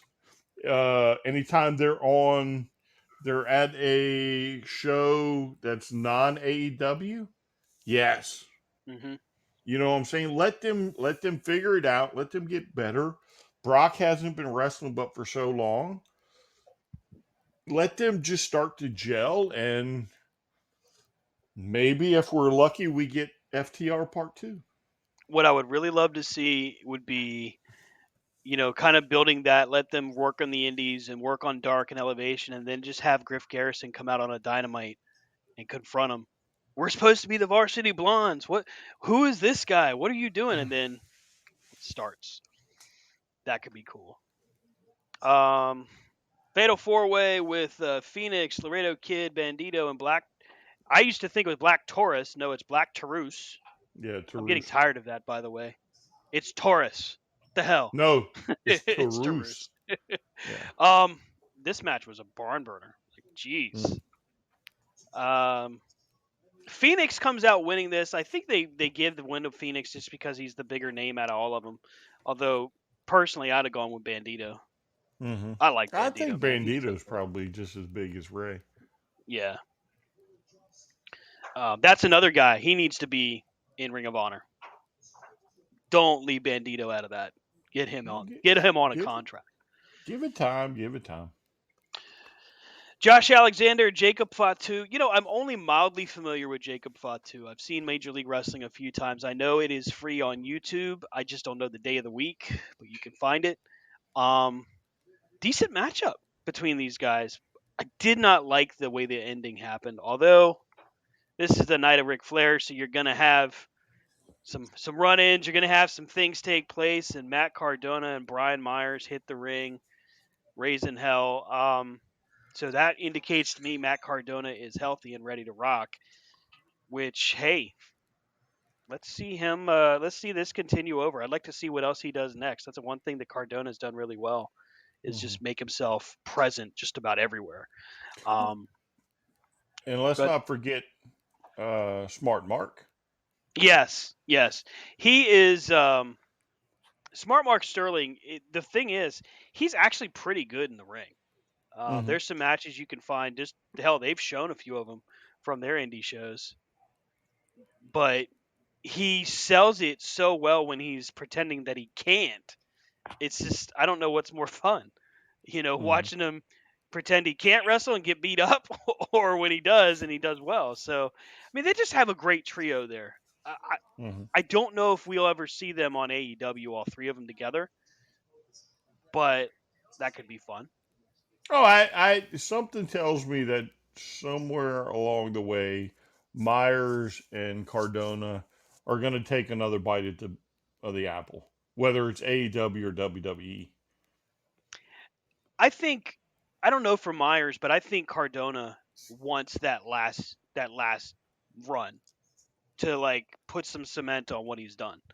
And I don't think he's got anything to be ashamed of is what he did as Zack Ryder. But much like Cody, I could see him wanting to prove that, hey, I can do a main event run. And maybe he does pull that off. I wouldn't be surprised. Let's see here. Going down the card. Oh, yeah, DDP shows up at the end, hits a great diamond cutter on Cardona. That did look pretty smooth. It was pretty cool. Oh, yeah. What? The Briscoes. Speaking of DDP, though, I thought it Yes. was funny where he jumps the chair, sits down, like I've been sitting here for 3 hours, and then hops the rail and then hits it on Cardona. Like, yeah, no, don't worry about me. I've been in this chair for 3 hours. Surprise! Surprise, yeah, surprise. We had the Briscoes against the Von Erichs. Damn, the Von Erichs have gotten good fast. Shane in the chat for C2C indicates, hey, this is really an indication of just how good the Briscoes is. I'm prepared to agree with that because it's hard to argue with that point. The Briscoes are one of the best tag teams to ever do it. But this is a great match. I really enjoyed it. Really liked what everybody did, and I'm okay with the Briscoes coming away with the victory. It's fine with me. Von Erichs have a big, big future ahead of them. Well, the Briscoes have a big future ahead of them, too. How much longer do you think the Briscoes are going to keep going? At least as long as their ROH contract is. Hush your mouth, Stan. I mean, 2003 is when they started. Whew. Wow. It's crazy to think it's almost 20 years from that. All right. We'll keep it moving. Triple threat match for the Impact Knockouts Championship. Deonna Purrazzo, Rachel Ellering, and Jordan Grace. I missed most of this match. Brian, what were your thoughts on it? I'm Rachel got hurt pretty quick. A little twisted ankle or something. Mm-hmm. And then Jordan, and then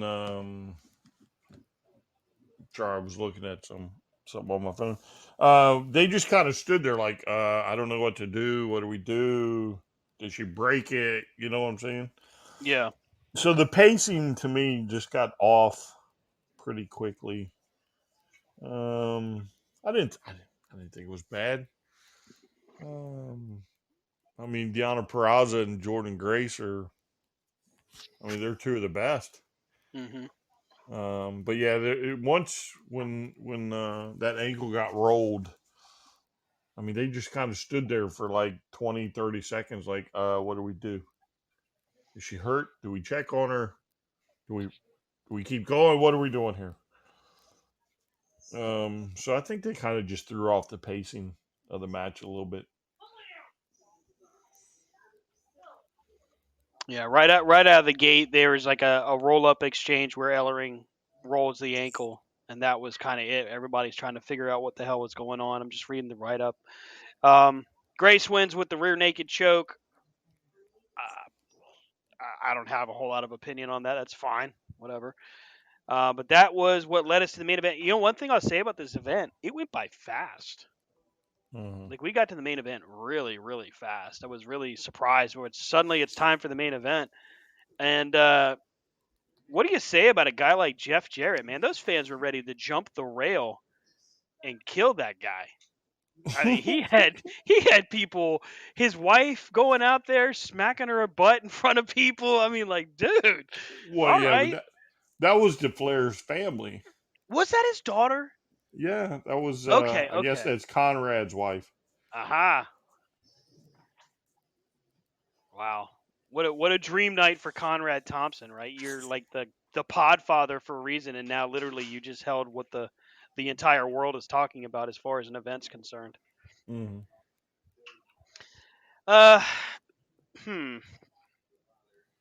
Want to be nice, but I want to be honest. Matchup was what it was. It was exactly what you could have expected from it. Flair did a lot more work than I expected him to do. Only because I wasn't sure what kind of shape he was in. But right away, you get a look, and Flair at 73 still has big arms. I mean, he I don't think I remember seeing Flair being that jacked. At 73 years old, that's saying something. Flair has never been small. No, never been small. That's very true.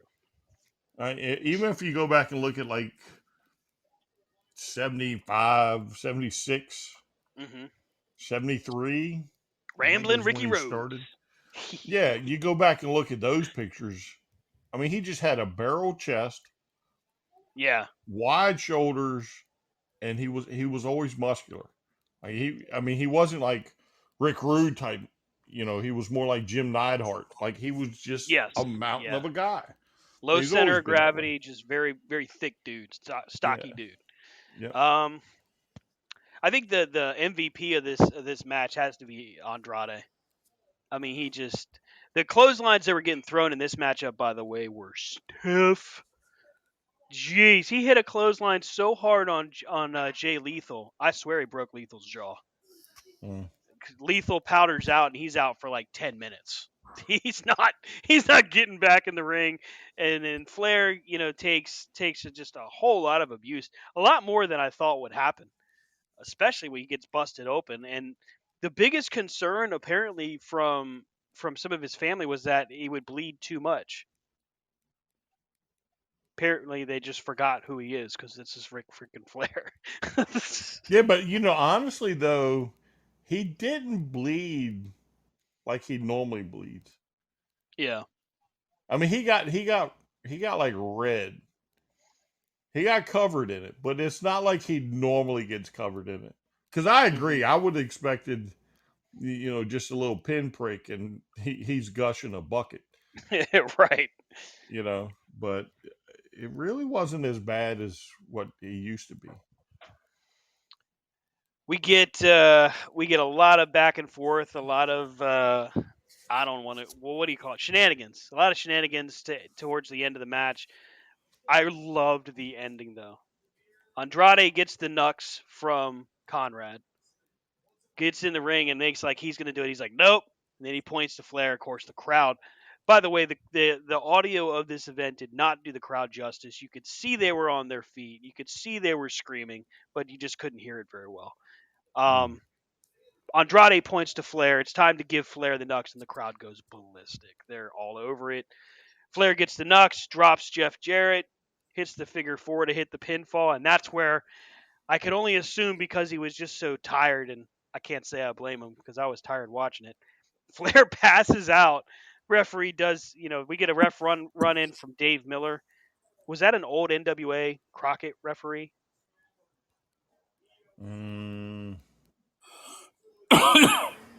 No, I wouldn't think so. So I don't know though. I'd have to see his face because maybe you're it's just a local talking. guy. Yeah, you're talking 80s. The 70s, Crockett's 80s, were the yeah. 80s. Yeah. But we get Flair celebrating at the end. Tony Schiavone at ringside to get some words with Flair. The coolest thing that was right before that starts is whoever was in the truck, talent, get out there and surround Rick. You can hear him screaming it, get out there. And all of a sudden, boom, you got talent everywhere. I was like, wow. Yeah. I guess now that you mentioned the second ref, I mean, how cool would it have been if it had been Lil Nate? Or Tommy Young. Yeah, Tommy Young's I what I don't was know if thinking. Tommy would have been running. He'd been walking briskly. Yeah, maybe sitting just planted in the front row or something. He could be sitting beside DDP that was there the whole time. Yeah. Earl Hebner, maybe Earl.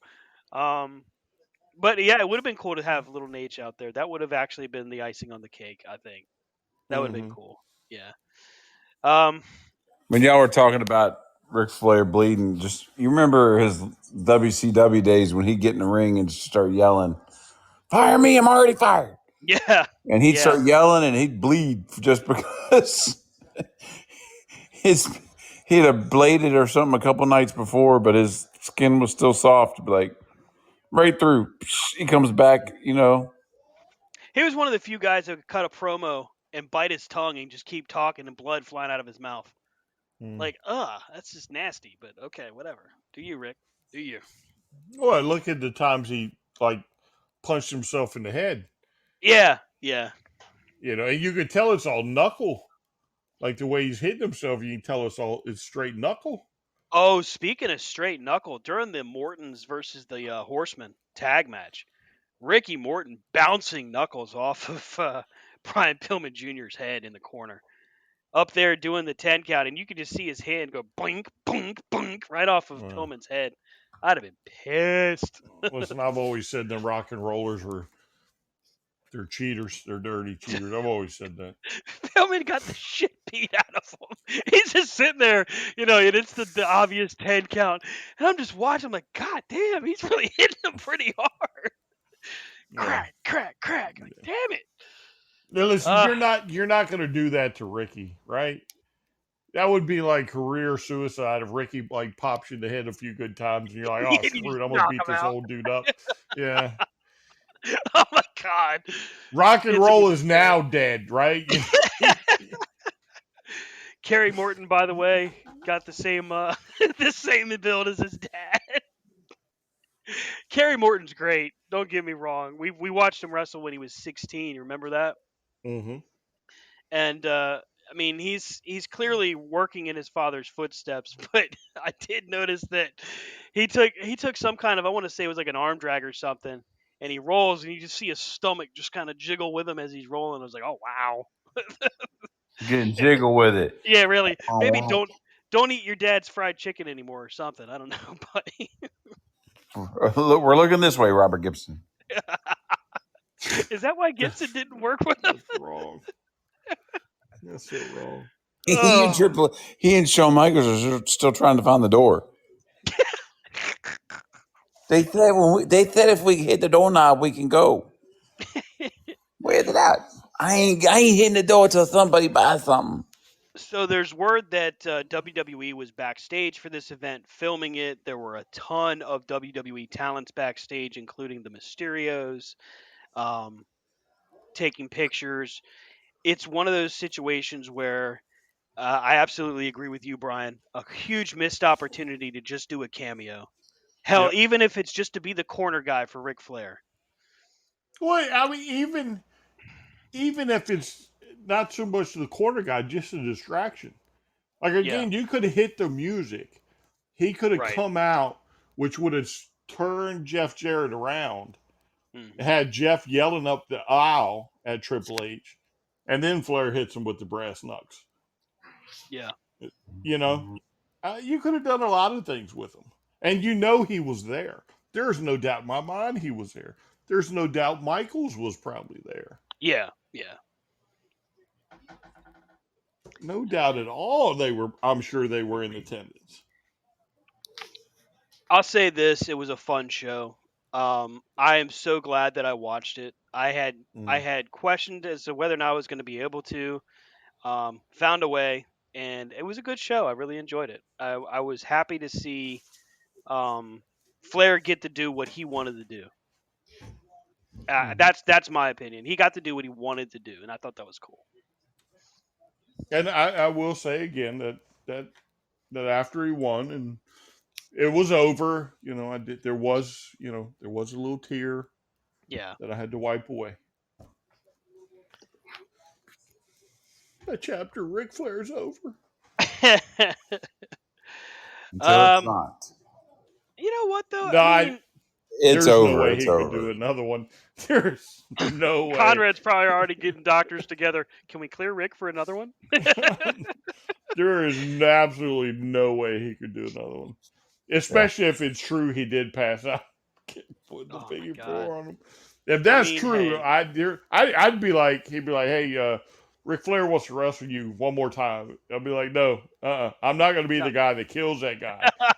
Right. I'm not punching him. Why? Yeah. I'm not going to kill him. I'm definitely not body slamming him. Right? Yeah. Or a superplex? Didn't he take a superplex last night? It was kind of a half. No, it was just a regular suplex, I think. As much times as he's landed on his hip, because ever since the plane accident, he takes that superplex on the hip. How has he not had to have hip replacement? Well, it's gonna have to. If he does have to, it's gonna have to be Cody in a one-finger pushover. No, there's no way he would do my that dad for so Rhodes. many times. Yeah, there's no way he'd do that for a Rhodes. But that would have been awesome. Not for Rhodes. If Cody had cheated for Jarrett because the Rhodes and Flair rivalry will never be over. Yeah. It's like the Hatfields and McCoys. Yeah. We couldn't have gotten Charlotte out there. Oh, that would have been great. Yeah. That would have been great. And I'm not even a big Charlotte fan, but that would have been great. And I will say this, totally off the subject, just because I see it and I have ADD. As much as hard decisions I've had over the years at the barbershop, how would Dakota Kai even begin to say, "Hey, I want you to dye my hair this way"? She's got an odd hairdo. It's pink, black, white, a little bit of blue in there somewhere. Gray. Yeah, and some gray. Yeah. Like what did she do? Go at closing time and they're like, "Hey, what do you want?" Well, that'll work. No, this is the leftovers. What I'm getting ready to clean out. No, that's fine. Wanted to take a couple minutes here and talk about Fight for the Fallen from AEW. I don't necessarily think we need to go through every single match, but there's some big points that came out of it, and it's a great way for us to close out. First, well, go ahead. I got a dipshit to talk. No. Oh, okay. All right. Well, let's speed this along. See what we got to do. Let's talk about FTW champion Ricky Starks successfully defends against Danhausen. It was like 90 seconds long. But it's kind of what I expected. I still do hope that they give us a chance to see Danhausen work. But, he's still great. We finally get it, though. Ricky Starks says, nope, just like last week. Not done. I still got more to give. Give me another opponent. And as we predicted, last week rather, it's Hook. Hook challenges for the FTW Championship and successfully wins after choking out Ricky Starks with the red rum. I'm happy for him, but what the real big news that comes out of this is what happens after this match. And I think a moment that I truly did not see coming. Ricky Starks gets a mic and cuts the best face turn promo. Starks is just such money. But it's what happens after that. His promo, it gets interrupted by Powerhouse Hobbs, who beats the shit out of him. Drives him through the damn mat with that spine buster. Good lord. That punch alone, like God. to the chin. Yeah. Like, oh my God. That's crazy. All right, so before we go further, let's look at this. She got Ricky Starks loses the FTW title to Hook. Yep. So that's moment one. Ricky Starks cuts this amazing promo. Moment two, and Hobbs punches Ricky in the face for moment three. All right, so we're 10 minutes, 15 minutes in, three big moments to set up the future of AEW. Yep. Great title match between Roosh and Jon Moxley. I really, really enjoyed it. I wouldn't have been disappointed if they'd had Roosh win. It was just really good. And, I don't have any complaints about that. I'm just kind of scrolling through the results here. Brian, if there's something else that hops up off the page, I know we got Garcia and Danielson to talk about, but really not much else happened. What's that? Yeah, Roosh is like a superstar. Yeah. He's there. There's a lot to be. What the hell is Bianca and they're slapping each other? That's stupid. Big point of note. Josh Woods made his debut on AEW, who had attacked Keith Lee, who looked like he was asleep. And appears to be with Tony Nese. Yep. Which is that's a great first challenge for Swerve in Our Glory. That'll be a good one. Then we get to the main event. It's Bryan Danielson and Daniel Garcia. Damn, it was good to see Danielson back. But is there another guy that can sell an injury better than Danielson? He made me just legitimately concerned for his well-being, the way he sold the head, especially after that DDT on the concrete. God. Great match. Let's hope he was selling. Please, God, yes. Yeah. He says that he was waiting for a doctor to tell him to retire. When on Wednesday? Well, no, when he was first suffering from the concussion, a month ago, he said that he fully expected the doctor when he came in to follow up that they were going to tell him, let's talk about your future and talk about retirement. And it turned out that he had passed all of their tests with flying colors. So yet again, Danielson's good to go. So, But the big story mhm, is Garcia getting a yeah. clean finish over Danielson.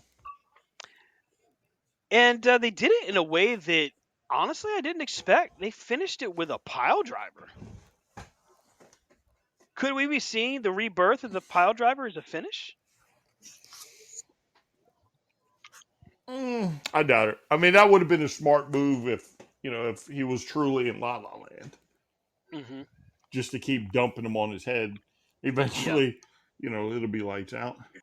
Anna Jay, she beat Ruby. Where's that That Friday? that was from Friday. Oh, Why did you sign Ruby Riot or Ruby Soho? All she does is job. It's very annoying. Very, very hmm. annoying. Not that Ruby Anna Isn't that Jay, what she did? Soho. huh? Isn't that what she did in WWE? Pretty much. All right. Well, par for the course. Oh, ouch, ouch, ouch, sir. No, listen, Uh, she'll get her due. She'll get her due. She might be like the Mikey Whipwreck of oh AEW's my women God, division. that'd be so sad. Like Let's see she's gonna here. keep losing, and one day she's gonna win, and the crowd's gonna eat it up. Ethan Page just beat the piss out of Leon Ruffin on Rampage, by the way.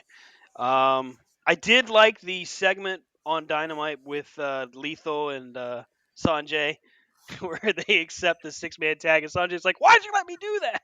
That was good. I like that. That's kind of it. AEW wasn't bad this past week. It just there's just a lot to talk about, a lot of different things. So, Trios. oh god, the trios titles. Finally, we got to look at those, and we get our first hints as to who could be competing within. Um, we get the Bucks backstage doing their deal with Brandon, and in walks Adam Page. Looks like Adam Page trying to, maybe get back with his buddies. And the Dark Order comes to break up the party, which is interesting. I'm thinking we're going to see a heel turn here by the Dark Order on Page. What? No, I mean it's almost like a Hallmark moment. When they turn the corner and there he is, like, I love you guys, and then here comes the Dark Order and ruins it. Yeah. I mean, it was just like, that's why I think it's going to be some kind of a heel turn, because like it's Page is yet again going to abandon the Dark Order. That's how they're going to treat it, even though the fans are going to see it as he's just getting back with his friends, and the Bucks are making right with Adam Page. So it could be cool either way. I mean, the way this is going to play out is ultimately Kenny's going to be back. Got Adam Cole and Red Dragon. They're going to be back. So, I mean, it's just so many good trios. Although, really? Trios titles get introduced and you break up Team Taz? Really?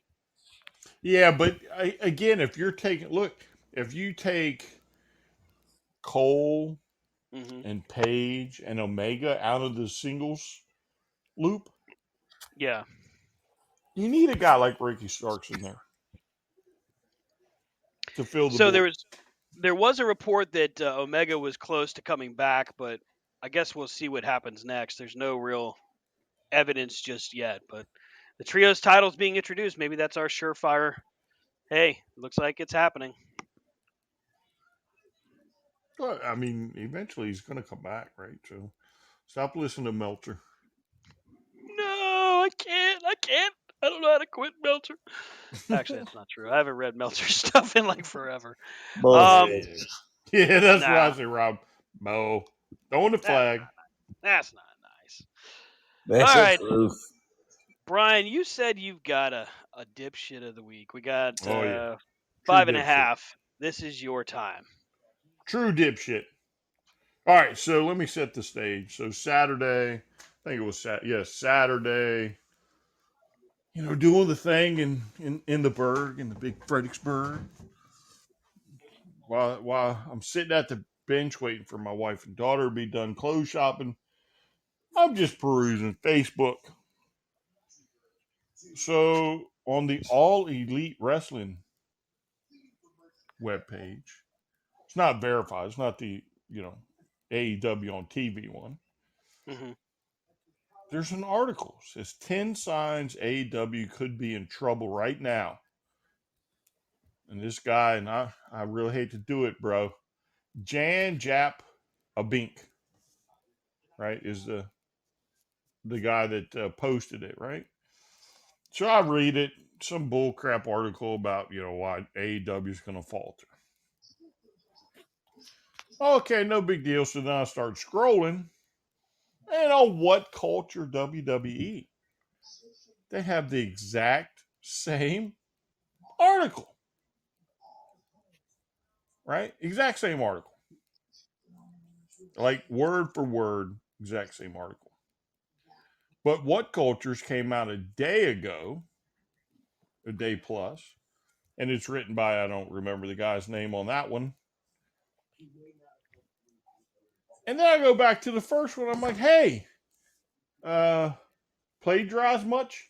Like, are you that hard up for you can't write that you got to like rip somebody off? And then you got to attach your name on it? When this guy wrote it? Yeah. So they immediately took the shit down. And, yeah, that's crazy. Like, legit crazy that one website would, like, a writer, so-called writer, would rip off another writer, not thinking anybody's going to see it. Wow. So I found both articles. Mm-hmm.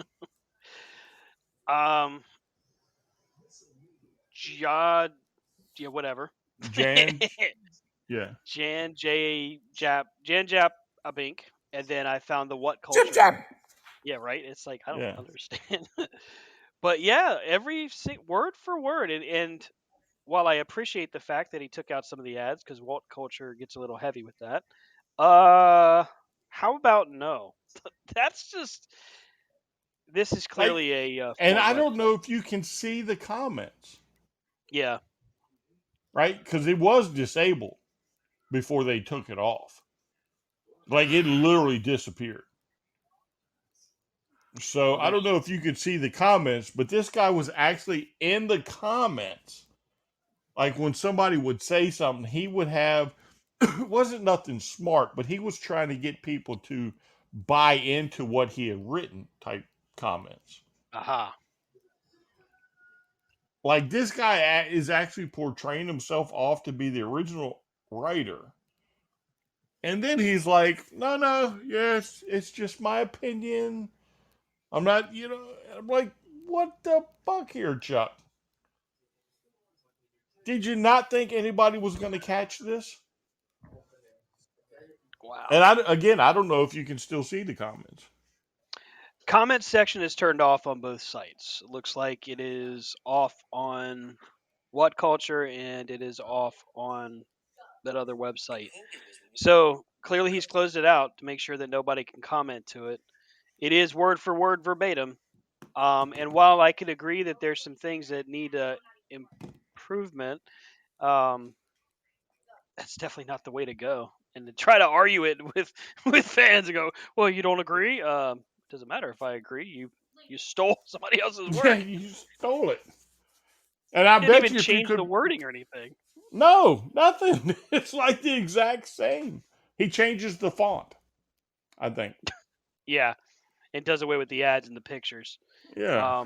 I will say this, as we've got about 40 seconds, that AEW does need to maybe stop using tables or start learning to cut them because, good Lord, it's going to hurt somebody.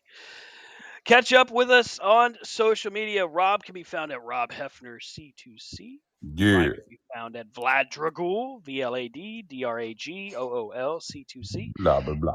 Catch up with me at Stan Grubb, and the show is at C2C Radio Show and C2CRadioshow.com. Thank you again for listening, everybody. Have a great night. We're out of here.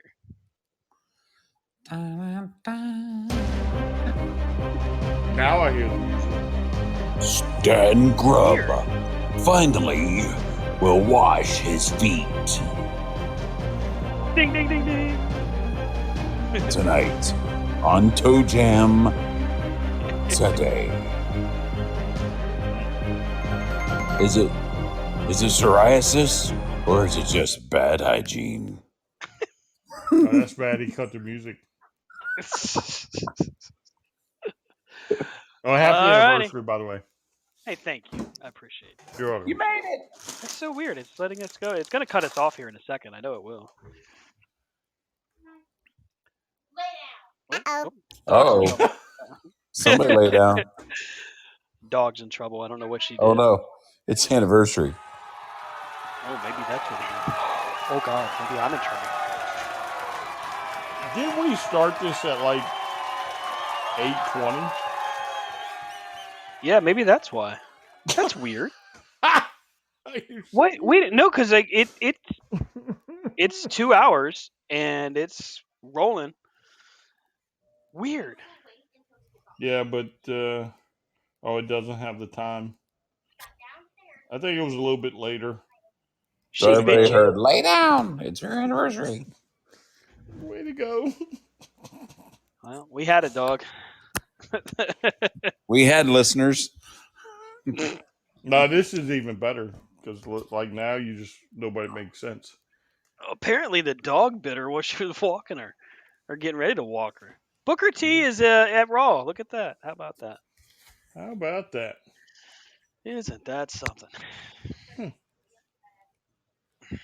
Wow. All right then.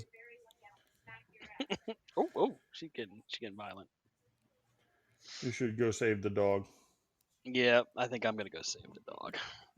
All right, Gentlemen, Deuce, if we're early, we're early. Suck it, fans. Hey, you can't have Grand Slams all the time, okay? Fans, Sometimes I wouldn't say that. That's Brian.